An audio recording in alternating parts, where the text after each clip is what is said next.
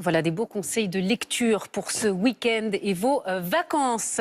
C'est l'heure maintenant de jeter un œil sur ce qui fait la une de vos journaux en ce samedi 4 mai. Regardez, vous êtes déjà peut-être penché un petit peu sur le sujet.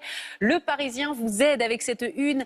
Impôt, comment bien déclarer ses revenus. Tout un dossier à lire dans le Parisien ce matin. Impôt 2024, suivez le guide.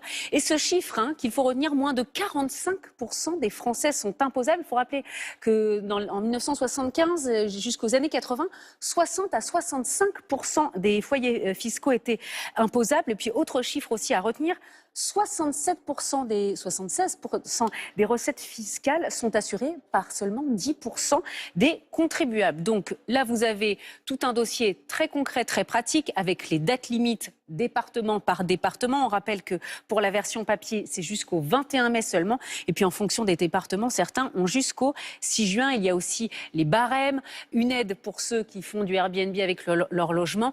Voilà, le casse-tête Airbnb, comment remplir votre déclaration d'impôt. Et puis aussi là, plusieurs points, ce qu'on peut déduire en ce qui concerne la retraite, comment déclarer tout ça. Les clés pour ne pas se tromper, tout ça, c'est à lire dans Le Parisien ce matin. Regardez ensuite, on va aller voir du côté du Figaro qui nous donne ce sondage, les résultats de ce sondage. Face à Jordan Bardella, le match de la popularité tourne à l'avantage de Gabriel Attal, puisqu'effectivement, quand on rentre dans le détail, alors effectivement, regardez, Jordan Bardella est aussi populaire que Marine Le Pen.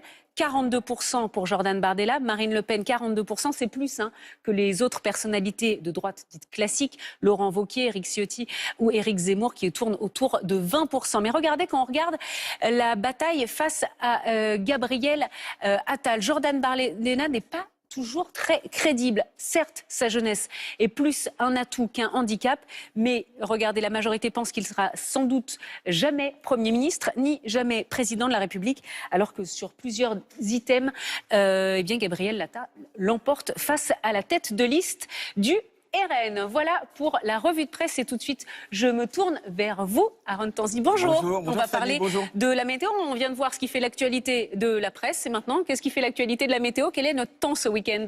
Un petit indice, la pluie et encore de la pluie. Bonne nouvelle. Désolé. Et des orages même pour demain. Il faudra attendre jeudi prochain pour avoir du soleil.